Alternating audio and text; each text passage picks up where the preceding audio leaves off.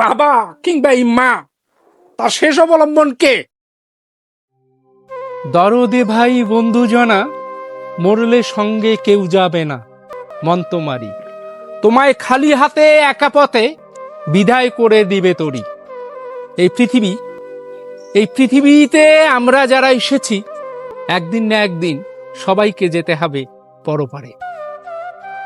তো মাঝে মধ্যে আমাদের ভাবা উচিত, আমরা যদি আমাদের বিবেককে একবার জাগ্রত করে ভাবতাম এই সমাজ ব্যবস্থার অবস্থান, তাহলে আমরা, আমার বিশ্বাস, অনেক খারাপ কিছু থেকে আমরা অবশ্যই বিরত থাকতে পারতাম। সো মনে কিছু নেবেন না। কেমন আছেন আপনারা সবাই? আমি মোহাম্মদ সাজু গাজী, প্রতিবন্ধী ফান্ড, ফুলবাড়ি কুড়িগ্রামের পক্ষ থেকে।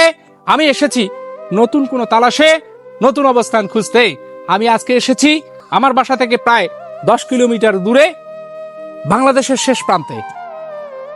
এখান থেকে বর্ডার 1 কিলো হবে না, 1 কিলো হবে না, একটু কম হবে, হাফ কিলো হবে, জনাল মাস্টারের বাড়ির কাছে। তো সেখানে আমার এক পরিবার আছে, নতুন এক পরিবার। আমি আপনাদের বিস্তারিত দেখাবো, চলে আসেন, আপনারা দেখলেই বুঝতে পারবেন। 2 জন আছে এই পরিবারে, চলে আসেন।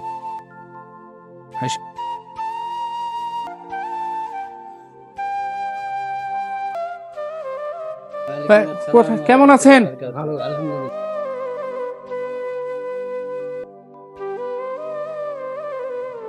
ও মা, এই 2টা বাচ্চা আপনার? এদিকে আসেন। এই 2টি বাচ্চা। আপনার বিয়ের বয়স কতদিন হয়? বিয়ে করে এই 15-16 বছর। 15-16 বছর। এই যে এইটা মেয়ে না? মেয়ে, ওটা মেয়ে। এটা ছেলে। এর বয়স কত হবে? 11-12, মানে 12 হয় নাই এখনো। আরে 6-7 বছর। আর এর বয়স 7 বছর। 7, 11 আর 7। বাবা মা, আমি এই কারণে বলি যে পৃথিবীতে বাবা মা এমন একটা শব্দ বা এমন একটা জিনিস, আপনার গৃহলক্ষ্মী যদি আপনাকে ছেড়ে চলে যায়, মা বাবা ছেড়ে যাবে না। তার বাস্তব উদাহরণ হচ্ছে 11 বছর, মনে করেন যে 15-16 বছর হলো তাদের বিয়ে হওয়ার। তাদের দাম্পত্য জীবনে আল্লাহ তাদেরকে 2টো সন্তান প্রেজেন্ট করেছে। বড় মেয়েটা, ছেলেটা ছোট। আমি আপনাদের কাছে একটা প্রশ্ন করি, প্রশ্নটা মাথায় রাখবেন। আপনারা অনেকেই ভাবেন যে ইমোশনালি সাজু কাজী কেন এভাবে মাঝে মধ্যে ইয়া করে। আপনি আপনার জায়গা থেকে এই অবস্থানটা একটু ভাববেন। একটা পরিবারে 2টো সন্তান আল্লাহ প্রেজেন্ট করেছে। মেয়েটা বড়, সেটা প্রতিবন্ধী, পরবর্তীতে আর একটা সন্তান দিয়েছে প্রতিবন্ধী। তাহলে প্রশ্নটা হচ্ছে যে এই বাবা কিংবা এই মা, তার শেষ অবলম্বন কে? প্রতিটা বাবা মারই শেষ অবলম্বন হচ্ছে তার সন্তান। প্রশ্নটা হচ্ছে তার শেষ অবলম্বনটা কে? আমি এই কারণে বলি যে আপনারা এই মানুষগুলোকে না একটু ভালোবাসা প্রেজেন্ট করেন না, অনুরোধ। এরা আমাদের কাছে বেশি কিছু চায় না। মা, মা, ও মা, মা, কি বাবা, বাবা। এই বাচ্চা দুটোকে নেয়ার জন্য 2টো মানুষ লাগে। বাবা মা হাজার সংসারের কাজ, ব্যস্ততা যাই থাক না কেন, সন্তানকে নিয়ে ঘুরতে হয়। সন্তানকে নিয়ে বাইরে কোথাও যে যাবে, কোনো কাজ যে করতে পারে না। না, আগত গেছি, এখন তো যাইতে পারি না। এখন আর যাইতে পারেন না? যেতে পারি না।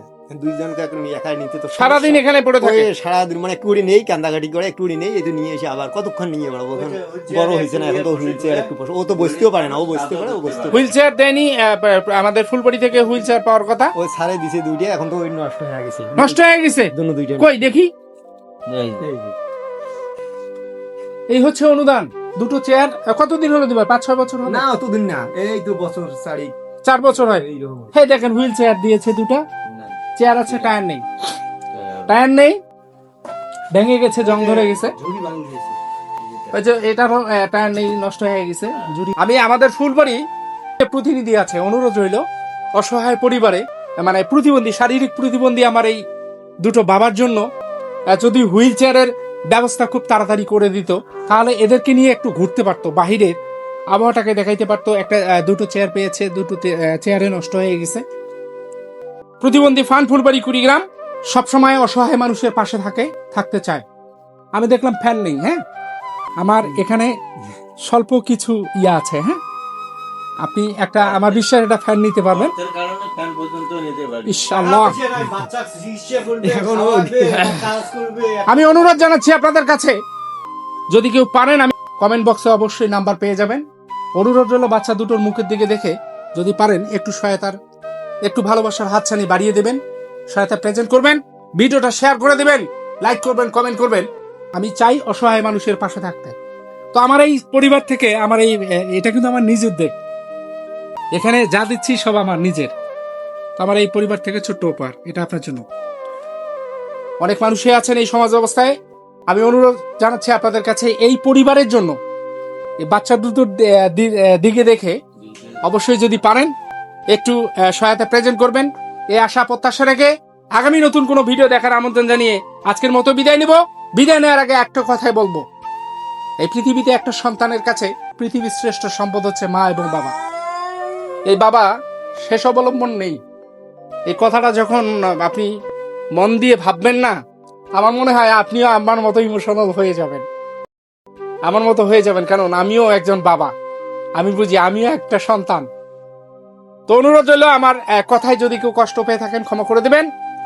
আগামী নতুন কোনো ভিডিও দেখার আমন্ত্রণ জানিয়ে আজকের মতো বিদায় নিচ্ছি। ভালো থাকবেন, সুস্থ থাকবেন, আল্লাহ হাফেজ।